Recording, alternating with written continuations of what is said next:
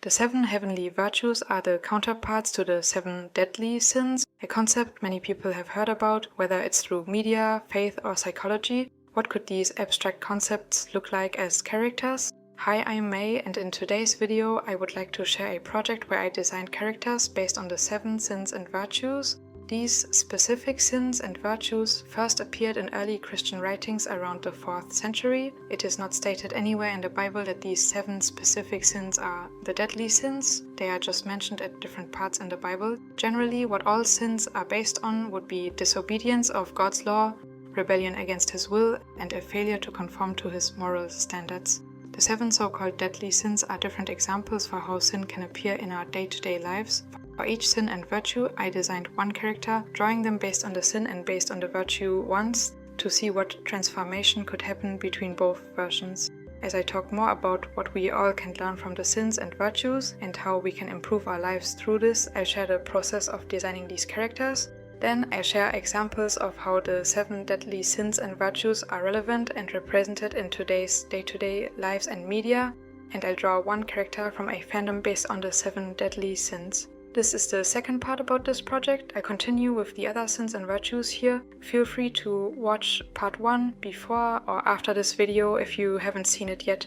Now let's start with the first design. The first sin I would talk about is one that I find can be tricky to recognize in myself. It doesn't always show up as something loud or dramatic. It's often quiet, that small feeling when you see someone doing better than you and instead of being happy for them, you wish you had what they have. It can feel uncomfortable to admit, but it's a human thing. Envy is wanting what someone else has, not just their things, but their success, looks, relationships, or even the happiness they seem to have.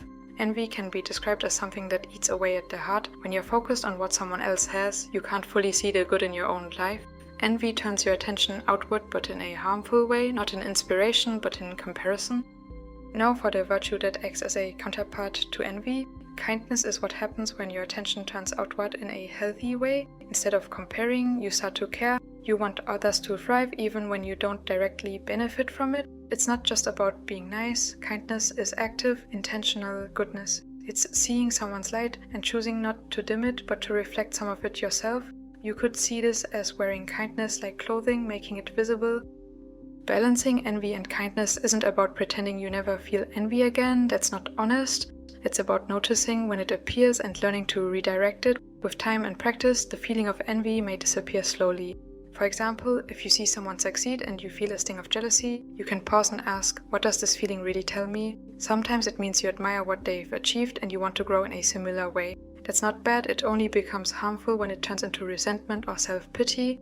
In the same way, kindness doesn't mean letting others walk over you or ignoring your own needs. It means staying generous in spirit even when you are struggling. This can be hard. I've had moments where I've compared myself to other artists or creators, wondering why their work got more attention or why their progress seemed faster. But the truth is, each person's path is different, and the more I focused on improving and expressing myself honestly, the more peace I felt. My journey is unique, and there's a reason why it happens the way it does, at the pace it does. Personally, I've learned to appreciate the beauty of this, of how unique each of our lives can be, how complex we all are, but still, we're able to share something that's in our mind, our thoughts, feelings, and ideas with other people. When we step back from comparison, we can realize there's enough room for everyone to shine.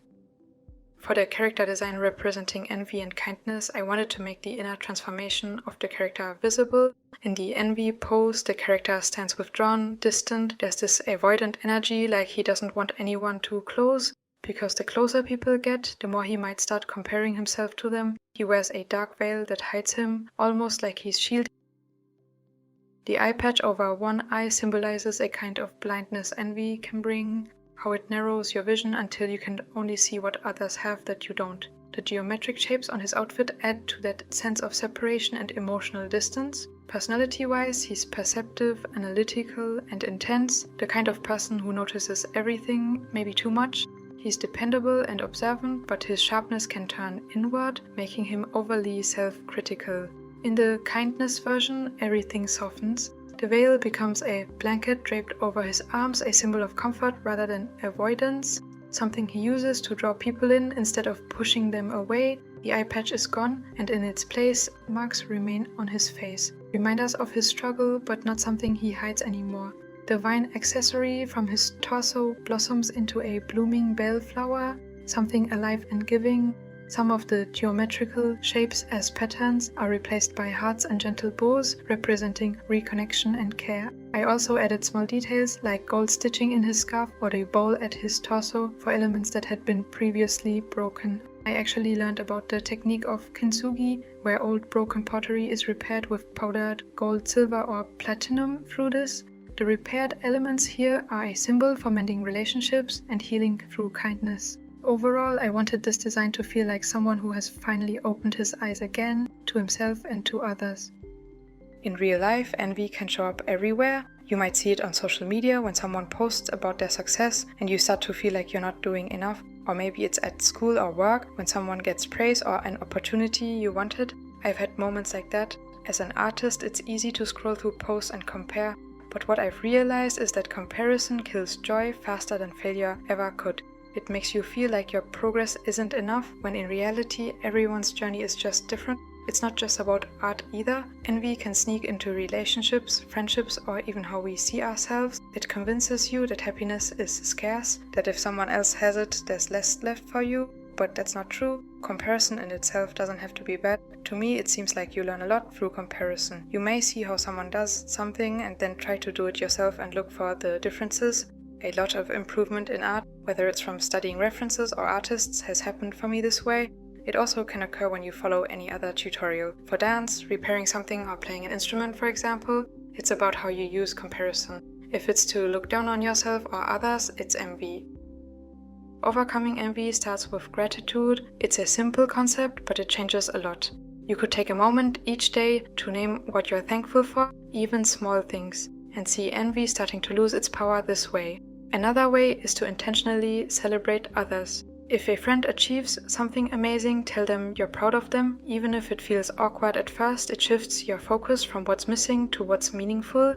For me, faith has been the thing that grounds this process. It reminds me that I don't need to compete for worth or purpose, because those are already given. It's not about proving yourself, but about living out what's already inside you. When you let go of comparison, kindness flows more naturally. You start to see others not as competition, but as people walking their own path. You can also imagine achieving something yourself and how it would be for you to see someone else, a friend, a family member, or even a stranger, react to this with envy versus with kindness. This perspective shift can help to see why having a kind and not envious look towards others and the world is very beneficial for yourself and others. You can learn to find joy in lifting others up, and that this joy doesn't take anything away from you. It multiplies, and that's the beauty of moving from envy to kindness. It's not about pretending you don't struggle, but about realizing there's a better way to see. And from kindness, which I often associate with happiness as emotion, we move on to another sin that usually manifests in emotion. This one can also be connected to envy. Envy can lead to this emotion or sin. I think anger is one of the hardest emotions to manage, not because it's always wrong, but because it's so quick. It reacts before we can really think. I'm gonna be honest here and say that I personally have close to no experience with it ever since my teenage years. I don't tend to get angry. Over time, it may be that I realize how it just is unnecessarily energy consuming. It doesn't help me. That is just to show that for each one of us, some of these sins or virtues are more or less relevant in life. I'm also a very peaceful person in general, meaning I seek to be on good terms with others and I won't confront people usually, which can also make me more passive as a result. As a child, I've had some moments where something small would happen, a comment, a delay, a misunderstanding, and I got angry. I was more impulsive back then. Nowadays, most experiences I have with seeing someone get angry is in media such as anime or video games. When you get angry, your words often come out faster than you want, and by the time you realize it, it's already out there. That's why wrath can be a powerful sin, not because anger itself is evil, but because it can easily become our master if we don't learn to handle it. Wrath isn't just getting angry, it's letting anger control you. It can make you want to lash out, destroy, or punish. When you're filled with wrath, you often act before you think, speak before you listen, and destroy what you actually care about in the process. It can also lead you to commit more sins. The counterpart to wrath would be patience. Patience is the calm after the fire. It's not the absence of passion, it's the strength to hold it, to pause before you let it spill out. I think patience is also one of the clearest signs of maturity. It's knowing that not every reaction deserves your full energy, and not every delay is a disaster. Patience can be learned. It's something you build through moments where you have to wait, through silence, repetition, or small daily choices to slow down instead of to explode, for example. Balancing wrath and patience doesn't mean never getting angry. When looking at the Bible, even Jesus got angry, but his anger was always directed toward injustice, not people. The difference between righteous anger and destructive wrath is direction. One is focused, purposeful, and controlled. The other is reactionary and consuming. I've learned that when any kind of conflict that could lead to anger arises, pausing is more powerful than acting. Taking a breath, walking away, writing things down, those are tiny choices that keep the fire from burning everything around you. In the long run, patience doesn't make you weak, it protects your energy for things that actually matter.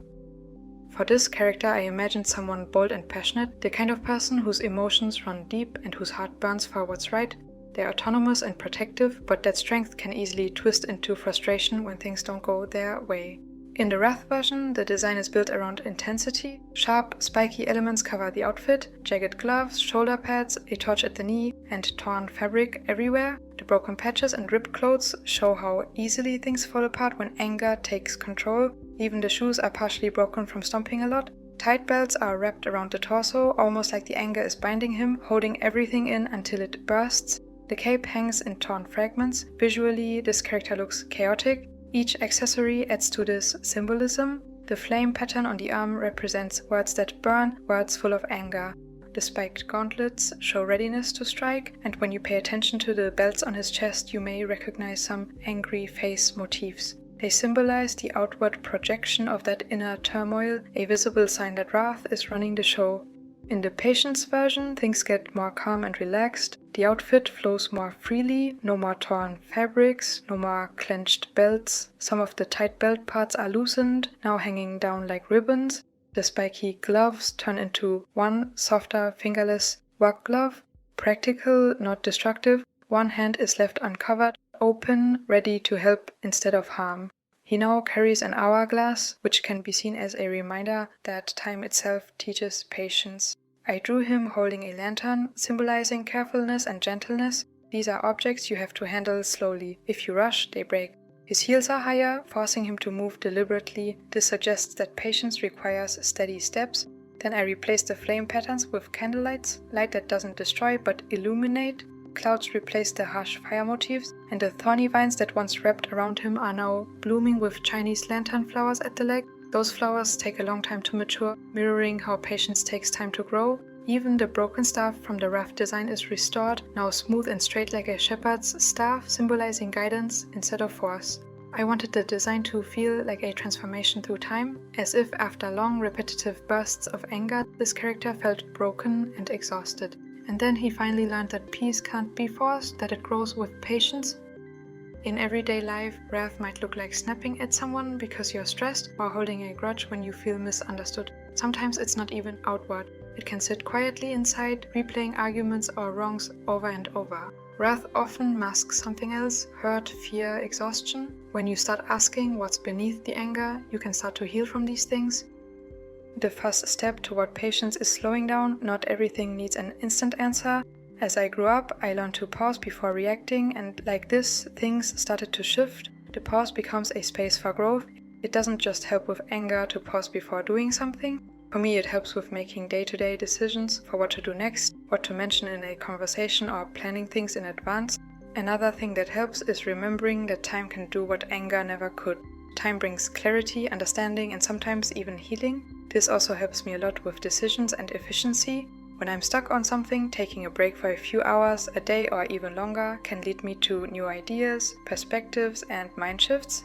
There are many times where thinking about something else will actually make my mind figure out a solution to some of my problems in the background, leading to a solution suddenly coming to mind even when I wasn't thinking about the problem anymore. In general, this often helps me with using my time more wisely. Faith can play a huge role here as well. For me, it's the reminder that I'm not meant to control everything, and that even when I feel misunderstood or frustrated at the moment, there's still something good being worked out behind the scenes. A verse in the Bible that talks about anger would be, "He who is slow to anger is better than the mighty." This may kind of flip the general idea of strength. real strength isn't shouting louder, it's being able to hold on to calmness and peace when everything inside you wants to explode. When you practice patience, you're not suppressing your emotions, you're mastering them, you're choosing peace over pride, understanding over impulse, and in the process, you can start to reflect something greater, something, or rather someone that endlessly loves you as a person, a foundation that doesn't depend on circumstance. From patience, we move on to another virtue and sin that can be associated with this. It can be connected to waiting for true love instead of constantly seeking emotional and physical fulfillment from other humans. Establishing boundaries that show you care about yourself and other human beings while allowing for deeper connections. Lust is one of those topics that can make people uncomfortable, but it's something almost everyone struggles with in some form. It's not just about attraction, it's about desire that gets out of balance, the kind of wanting that becomes about using or controlling instead of loving and respecting. I think that's what makes lust tricky. It can feel good for a moment, it promises connection, but it often leaves you emptier afterward. I've noticed that myself in the past in smaller ways, like when looking for validation from others or getting caught up in wanting attention. It's not always physical, a lot of it is also just about the thoughts you have. Whether it's thoughts or actions, it comes from the same place, wanting to fill a space that only real love or purpose can fill. Lust is an uncontrolled craving, not just for people, but for pleasure or excitement without thought for what's right or lasting. The Bible warns about this a lot, not because attraction is bad, but because lust turns people into objects. In modern life, lust shows up everywhere, in movies, online, even in social media culture, where everything is about showing more, getting attention, or comparing. It's easy to get lost in this and forget that people are more than how they look. I think that's why the sin of lust can be dangerous. It takes something beautiful, like love or admiration, and twists it into something shallow and temporary. Chastity isn't about shame or pretending we don't have feelings. It's about having control and respect for yourself and for others. It's knowing that love isn't just about what feels good now, but about what builds something meaningful later. 1 Thessalonians 4:3-5 mentions abstaining from sexual immorality and knowing how to control your own body in holiness and honor. That's what chastity really means, to treat your body and the bodies of others as something valuable. To me, this makes chastity feel freeing. It's not about denying connection, it's about giving it real depth. It's normal to be drawn to others or to want to feel wanted, that's human. While I myself am a very introverted person who could spend days without real-life social interaction, at the core we're relational beings. The balance comes in how we handle our desire to connect to others. Lust says, I want this now. Chastity says, I care enough to wait. Even outside of relationships, that mindset can change how we live. For example, not rushing into things just for instant satisfaction, whether that's relationships, entertainment, or habits. It's about slowing down, asking what's real, what lasts, and what's truly good for your heart. Over time, I've realized that the things that last are never rushed. Love, trust, and faith build up over time. For this character, I imagine someone who's naturally charismatic and passionate, someone who draws people in easily. They're adaptable and kind, often trying to make others feel seen and appreciated, but in the lust form, this warmth becomes too focused on external validation, trying to be wanted instead of being whole. In the lust pose, I designed the outfit to show that loss of balance. There are 2 different shoes, symbolizing instability, like walking through life unevenly, pulled in different directions. Parts of the outfit are ripped fishnets, showing carelessness and a lack of boundaries, an openness that isn't really about freedom but about trying to fill emptiness. The bunny headpiece adds a layer of irony, is cute and playful, but also references the way society often connects symbols like these with objectification and sensuality. The loose belt around the waist represents a lack of self-control. Open ties, emotions, untied, nothing holding things together. There's also a honey nectar pattern across the chest based on Proverbs 5, which talks about temptation. The lips of an adulteress drip honey. It looks sweet, but it leads to bitterness. Each of these elements shows how easily desire can start innocent and then become destructive when it's more about being seen than being loved. In the chastity pose, everything shifts. The outfit is more modest but still beautiful. It's not about hiding everything but appearing more graceful. The fishnets are replaced by gentle ruffles and frills, showing softness and care. The once open belts are now symmetrical and locked, symbolizing self-control and order.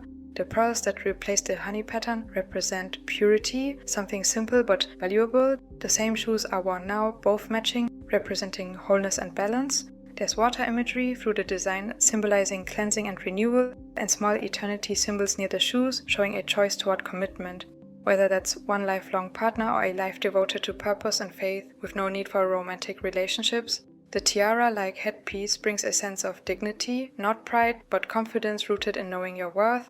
Some of the small symbolic changes also connect to biblical stories. The pants pattern with David seeing Bathsheba turns into clear water reflections, showing repentance and clarity. The hairlock bracelet, once open like Samson's story, becomes a braided cord, representing strength regained through discipline. The stone bracelet, once rough and heavy like the stones held against a woman caught in adultery, becomes a smooth pearl bracelet, symbolizing forgiveness and new beginnings. Overall, this design is about transformation, learning to see yourself and others through a lens of care, not craving. In everyday life, lust can show up in many ways. Sometimes it's obvious and clearly visible on the outside, and sometimes there are just slight undertones and it's more based on inner thoughts.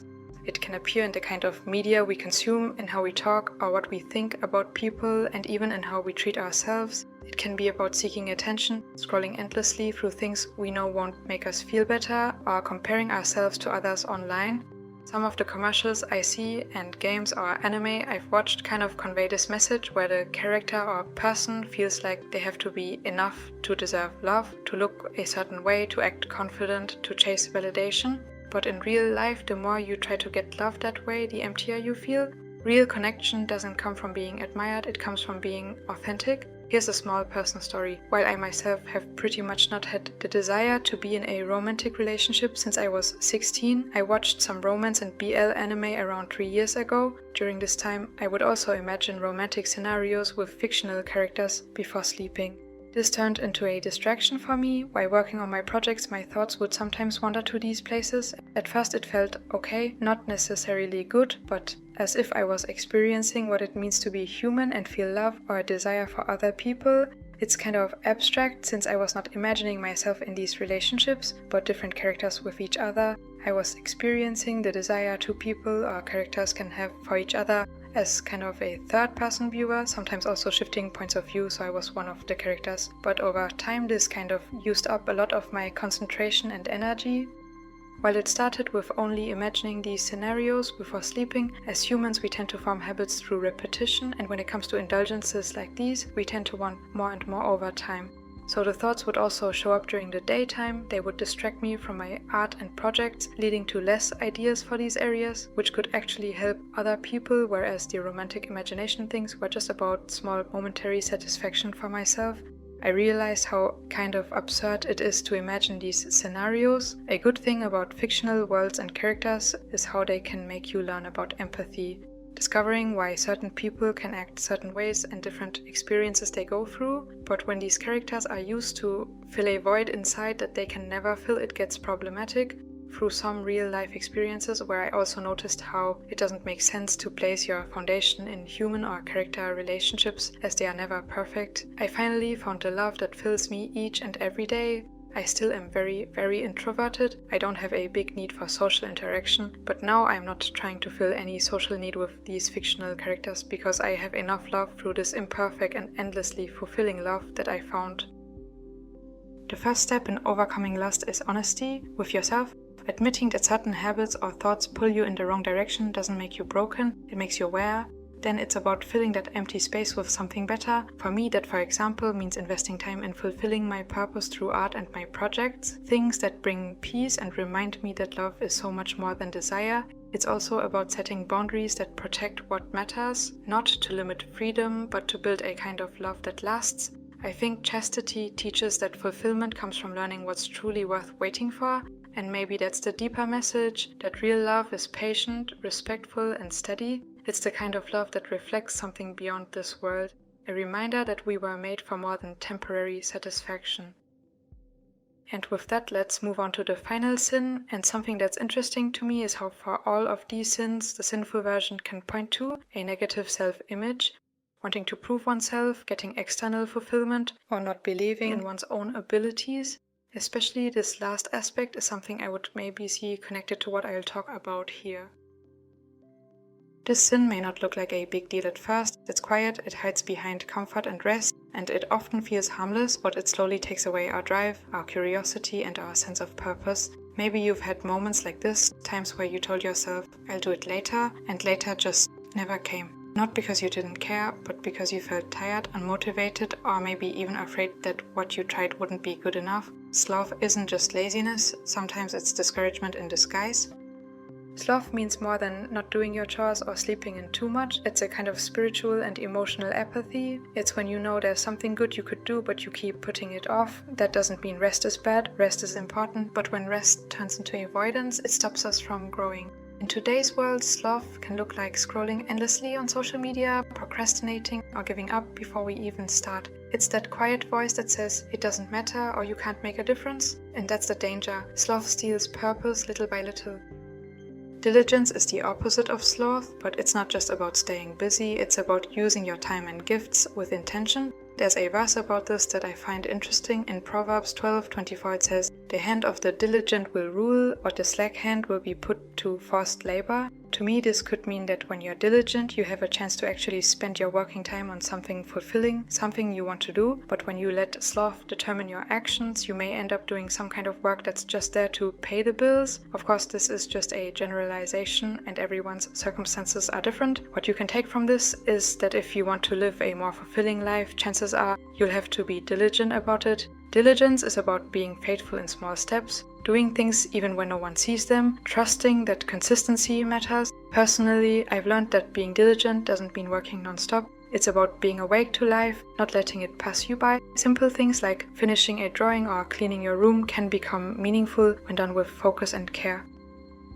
There's a fine line between rest and laziness. We need rest to think, to recharge, to create, but when rest turns into escape, we lose momentum. Sometimes the reason for avoiding tasks for too long can reflect a deeper underlying issue. This could include being scared of failure, judgment from others, or being overwhelmed because you don't know where to start. Once the reasons for sloth are figured out, it becomes easier to take small steps forward. Diligence isn't about perfection, it's about showing up, even when you don't feel like it, and sometimes that first step is the hardest, but also the most rewarding. This character's story reflects that exact struggle between staying comfortable and choosing growth. Personality-wise, they're imaginative, easygoing, and thoughtful, but they tend to get stuck in their own head. They're accepting of others, but sometimes forget to challenge themselves. In the sloth pose, the character wears a dressing gown and carries a blanket, almost like they're ready for bed. The colors are soft and faded, calm but a bit lifeless, like someone fading into the background. There are sleep-related symbols and X-shaped patches across the outfit representing unfinished tasks and lost motivation. The baking gloves are a subtle detail. They merge most fingers together, making them almost useless except for holding warm things. They represent comfort that becomes a limitation, warmth that stops you from actually creating. The big cloak pockets are stuffed with half-done to-do lists and crumpled papers, visual reminders of what happens when good ideas stay as maybe later. On the belt there's a coin pendant half buried in a pouch, a reference to the servant in Matthew 25:25 who buried his talent instead of using it. Another detail I added would be a small battery patch on the sleeve nearly empty, showing how sloth drains your energy without you even noticing. In the diligence pose, all of this changes, the same calm tones remain, but now there is more contrast. The character stands upright, looking outward with determination. The dressing gown turns into a long open coat, still comfortable but now functional and ready for action. The once closed tool bag is now open, showing wrenches and small instruments, symbols of skill and effort finally put to use. The baking gloves are replaced with work gloves, and the to-do lists are gone, replaced by a small notebook held in hand, showing intentional planning. The battery patch now glows full, surrounded by radiating stars, a sign of renewal and focus. On the belt, multiple coins now hang freely, representing the use of talents, the rewards of consistency. The shoes have changed too, no more slippers, but street shoes tied with laces, ready for work and movement. Small test tube accessories at the legs show experimentation and curiosity, an active mind creating, discovering and improving. It's a full transformation from passivity to purpose, from drifting through life to building something within it. In real life, sloth can sneak up in multiple ways. It's not just lying on the couch all day, it can also be emotional avoidance or feeling too drained to care. For example, when projects pile up, you may convince yourself to get to them when I feel ready. But the truth is, motivation rarely appears on its own, it grows after you start. Overcoming sloth is often about momentum, one small task, then another. Finishing something simple can spark confidence for bigger things, and underneath it all, diligence connects deeply to meaning, to knowing that what you do matters, even if it's small. When you realize that your effort can build something lasting, something that helps others or reflects purpose, even the smallest step feels worth it. The more I think about it, the more I believe that diligence isn't just about hard work, it's about faith in progress. It's trusting that effort has a purpose, that what you do today can echo into something greater later. I find realizing that your own life can affect the lives of other people in positive ways very motivating here. It encourages me to keep on working, seeing what other people have created, music, artworks, video games, anime, and so on, really inspires me. It makes me want to contribute to this world as well. I want others to also feel this inspiration or appreciation of beauty that I feel when looking at these things that inspire me. This leads me to wanting to create something. In a way, this reflects having balance, the balance between rest and work. It's kind of similar to finding balance between consuming something to gather inspiration and using this inspiration to create something to me. The last part of the series brings me to one of my favorite examples of how sin and virtue are explored in media. Obey Me. It's an otome game where each of the 7 brothers represents one of the deadly sins. Out of all of them, Mammon, the avatar of greed, is the one I chose to draw here. What's interesting is how the game, even though it's meant as light-hearted entertainment, reflects deeper truths about human nature. Each character is written in a way that makes their sin feel human. Mammon's greed isn't just about money, it's about wanting to be valued, wanting more of something that never feels enough. That's something many of us can relate to in some way.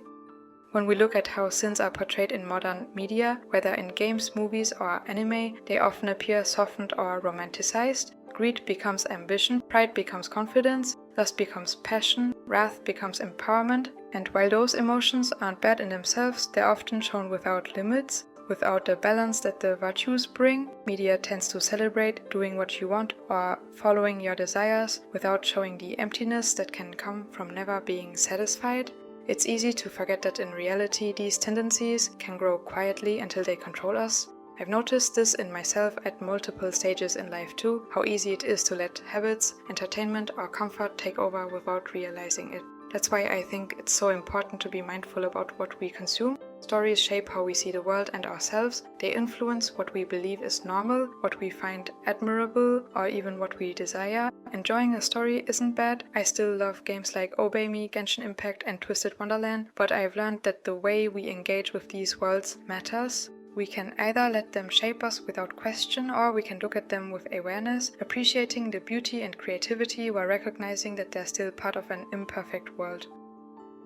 When I first discovered Obey Me, I enjoyed the humor, the character interactions, and of course the visual style. But over time, I started noticing the deeper layer, how the brothers' struggles with sin mirror real human struggles. It reminded me that fiction often holds a mirror up to us, showing both our flaws and our potential for change. Mammon, for example, begins as greedy and self-serving, constantly chasing money and recognition, but throughout the story you see his softer side. He protects others, shows loyalty, and learns to care more about relationships than rewards. That shift from greed to generosity, from taking to giving, feels like the same transformation the virtue of charity brings. It's the moment when wanting becomes sharing, when self-interest becomes compassion. That's why in my drawing of Mammon, I wanted to capture that exact transformation, not as a demon obsessed with riches, but as someone remembering what it means to give.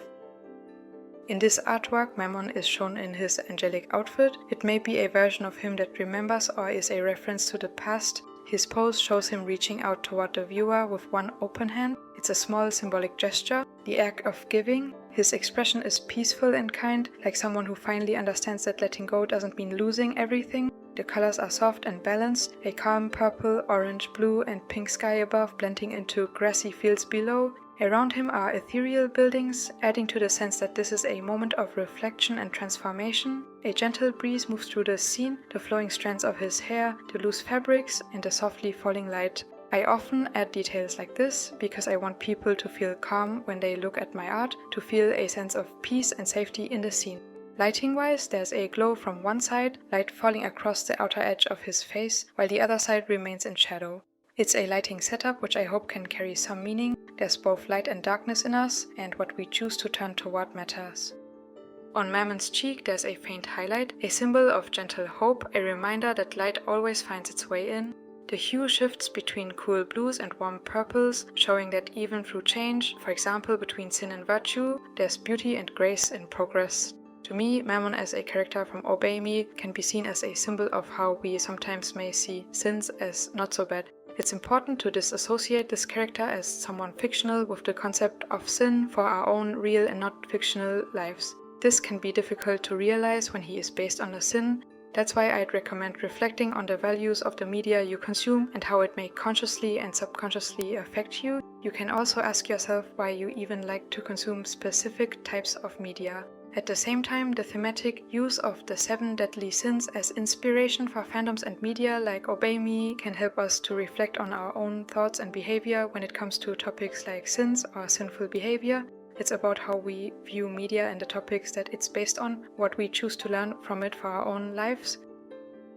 Recently, I've had a conversation with my sister about how I can enjoy media that includes things like sin, temptation, or moral gray areas while still holding on to my faith. While I don't know what's truly wrong or right because I am imperfect and not omniscient, here are some of my thoughts on this. For me, it's about intention. I don't consume these stories to glorify sin, I look at them as reflections of human struggle. Fiction helps me understand people, emotions and choices. It gives me ways to connect with others who might see the world differently. When I create fan art or talk about these topics, I want to bridge that space, to show that beauty and art aren't bad, but that they point towards something greater. The same way a sunrise reminds us there's a painter behind it, even fictional worlds can remind us that there's a creator behind our world. For me, I mostly consume media to, for one, appreciate what I find beautiful. Fandoms in a way, even these pretty boy ones, which may have started as a lust-inspired interest for me, have now, with finding and strengthening faith, become something I appreciate for beauty and the ability to draw, similar to how I experience pretty landscapes and nostalgia worlds like Bella Sarah. Then I also get invested in fandoms like these to be able to connect with others and help them. It makes sense that I as a person can connect the most to people with similar interests. That's why I keep consuming these fandoms featuring pretty anime boys like Obey Me, Twisted Wonderland, Genshin Impact or Otome games and so on, because I would like to help the people that also like these things, because back when I consumed these things as my main form of fulfillment hearing, all the thoughts I shared in this and the last video would have helped me a lot. The goal isn't to reject beauty or fandoms or creativity, it's to enjoy them with awareness, knowing that they're temporary pieces of something eternal. That's also what I want this series to be about, not judgment but reflection, not forcing beliefs but planting curiosity. I want people to feel safe questioning what fulfillment really means and hopefully find that the answer leads them to something lasting, something that gives peace beyond what this world can offer. Sin in media and in life often looks harmless, it can even appear as beautiful, but when we look closer, we see that beauty without balance fades quickly. When our focus shifts from ourselves to others, from getting to giving, we start finding real meaning. And that's what I wanted to express through Mammon, through this whole series really, that we all wrestle with these sides of ourselves, but that growth, compassion and peace are always possible. We can enjoy the beauty of the world, the stories we love, and even our favorite characters, as long as we remember they're just glimpses of something greater. And maybe when we look at them with open eyes, they can help us see the path we were always meant to find. That's it for the last illustration in this video. In case you haven't seen part 1 yet, I reveal all 7 character designs now, so you can return to this part after watching part 1 as well if you don't want to get spoiled. Here's how all 7 characters turned out. Which design do you like most? Now that we've gone through the 7 deadly sins and the 7 heavenly virtues, a concept that gives examples of how sin can occur in life, here's something you can do, kind of similar to a personality quiz. I've made this template where you can self-evaluate where you are with each of these, which one of these sins or virtues you tend to live out the most in your day-to-day life. I filled it in here as an example. If you want to, you can screenshot the template and use it to reflect. Maybe it helps you to figure out some things you could work on in your own life. No matter where you are in life right now, as a person you live out what's inside you. Your actions are determined by who you are as a person, the values you hold based on what you believe. When you start to find true meaning and purpose, overcoming different struggles like sins can become easier and life can be truly fulfilling. This is where, for me personally, faith in God and Jesus comes in as the one and only steady foundation. While my relationship to God and the love I have for Him makes me want to act according to what He wants, I know that I am imperfect and commit sins. However, if I try to overcome them and ask for forgiveness, when recognizing my sins in my life, I can be assured knowing that I am saved and endlessly loved no matter what happens. Then there's also knowing that this life isn't everything, that something so good that I can't even imagine it is waiting beyond it. All of this gives me a lot of peace, so much that I can't help but want to share this, because as soon as you realize this, life in itself becomes so much better and beautiful. Even in hard times in life, with all the struggles or problems that can appear, there's this unwavering hope. For me, I'm able to appreciate everything more, other people, nature, different inventions, and seeing the world this way makes each day worthwhile and an amazing opportunity. Thank you for watching this video, have a nice day, bye.